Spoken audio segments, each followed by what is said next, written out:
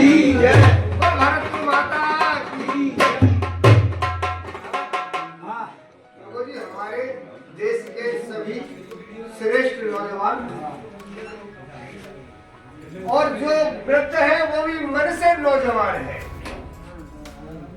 तो श्रेष्ठ जवानों, यही व्रत धारो कि राष्ट्र जगाना है और वसुधा को कुटुंब बनाना है। इस समय बहुत संकट है, चारों तरफ से हम घिरे हुए हैं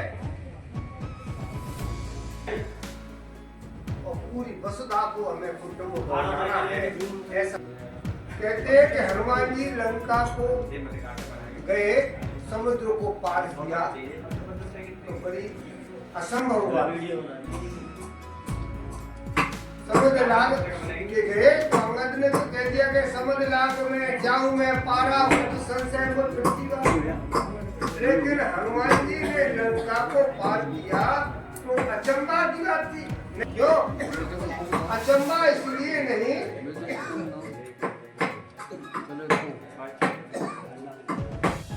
जलद लाग गए अचरज नाही, मुख मुद्रिका मेल मुख माही और जलद लाग गए अचरज नाही। क्यों? मुख में मुद्रिका रखी, इसलिए को लाग गए तो कोई अचरज पूरी। ऐसी क्या बात थी उसमें? राम नाम अंकित एक 1.5 घंटे जब भगवान का नाम मुख में रखा है तो समुद्र को लांग जाए तो कोई अचंभा की बात नहीं है। तो हनुमान जी ने भगवान राम के नाम को मुख में रख करके और अब बात यहाँ पर आई क्योंकि मुद्र का मुख में रखने की चीज, क्योंकि राम का नाम था, राम का नाम तो मुख में ही रखना है। देखो हम लोग रोजाना सत्संग सुनते हैं, कारण क्या है कि हमें परमात्मा से उतनी बातें हम नहीं जान पाते जितना हमें जानना चाहिए। क्योंकि हमारे मन के अंदर एक जो अहंकार होता है नहीं, बड़ा सूक्ष्म होता है और ज्ञानियों के तो वो सबसे अधिक होता है। उनको तो मालूम ही नहीं पड़ती कि मेरे अंदर अहंकार है या नहीं। बलवान को भी अहंकार, ज्ञानी को भी अहंकार, धनवान को भी अहंकार। एक दृष्टांत से अपनी बात शुरू करता हूँ। एक नदी में बाढ़ आ रही थी और नाव से यात्रियों को पार किया जा रहा था। तो उसमें मल्ला जो नाव को चला रहा था उसमें 3 व्यक्ति बैठे थे। एक तो डॉक्टर साहब थे, बहुत बड़े डॉक्टर, और एक वकील साहब और एक काशी से पढ़े हुए आचार्य। तीनों उस पर बैठे थे। देखो जब अहंकार होता है तो वो दिखाई देता है।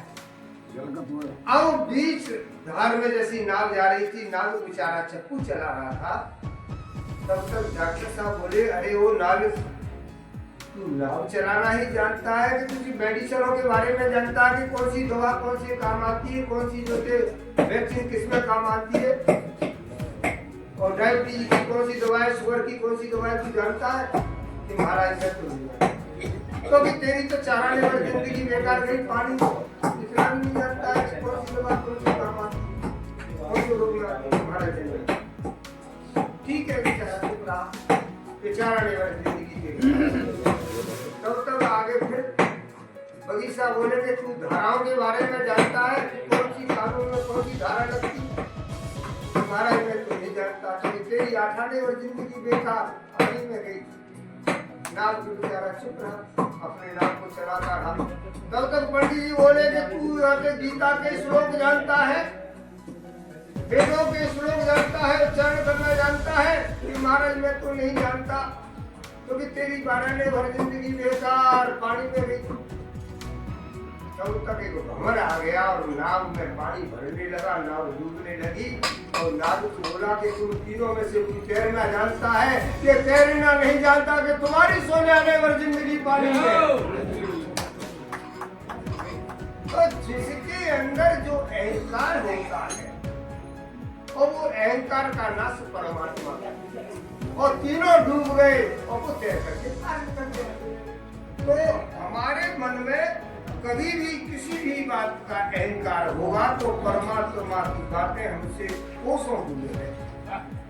और जब अहंकार नहीं होगा तो यहाँ तक वेद बताते हैं कि परमात्मा को कई जन्मों में प्राप्त, अगर क्रोध नहीं हुआ, अहंकार नहीं हुआ, तो फूल को हथेली पर रखने में और रगड़ने में तो देर है, लेकिन वो परमात्मा को प्राप्त करने में देर नहीं, इतना वो नजदीक है। अब बात आती है, ये सब बातें आती कहाँ से? गोस्वामी संत तुलसीदास जी, ज्यादा समय नहीं हुआ, 2 मिनट नहीं हुआ। संत अब एक ही उदाहरण देख लो उठा करके कि इतने बड़े विद्वान कैसे हुए संत। इनका नाम था राम भोला दास। यहाँ सभी विद्वान बैठे हैं, सभी जानते हैं, और कुछ नहीं जानते थे, केवल अपनी लंगोटी पहन करके और एक अचला पहन करके रहते थे कुटिया पर। तो वृंदावन में महावैष्णव का चुनाव होना था और इंडिया के सारे जगह से संत बुलाए जा रहे थे, क्योंकि वहां पर अध्यक्ष का चुनाव होना था, वैष्णव कहते हैं बैरागियों का।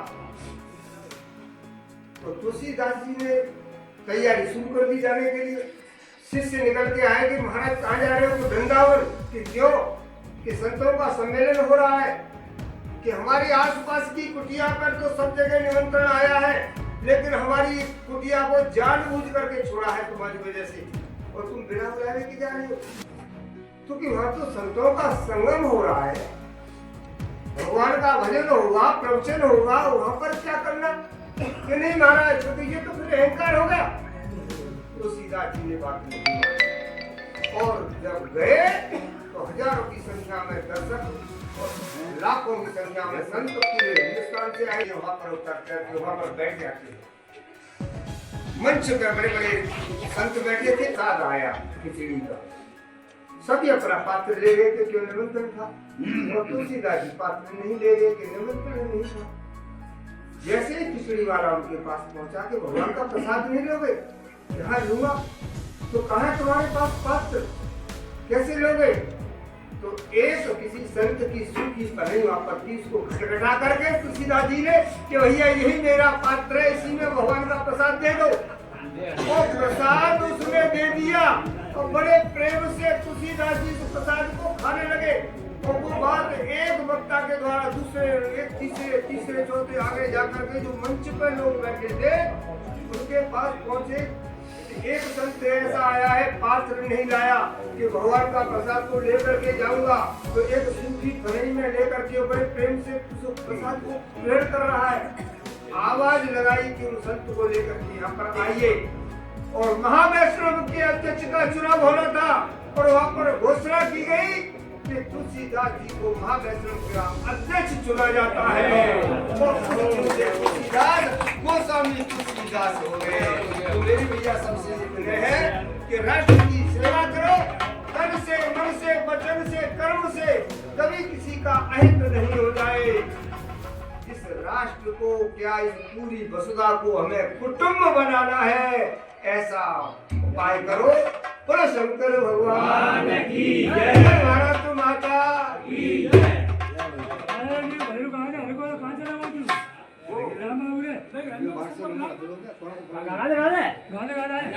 गाना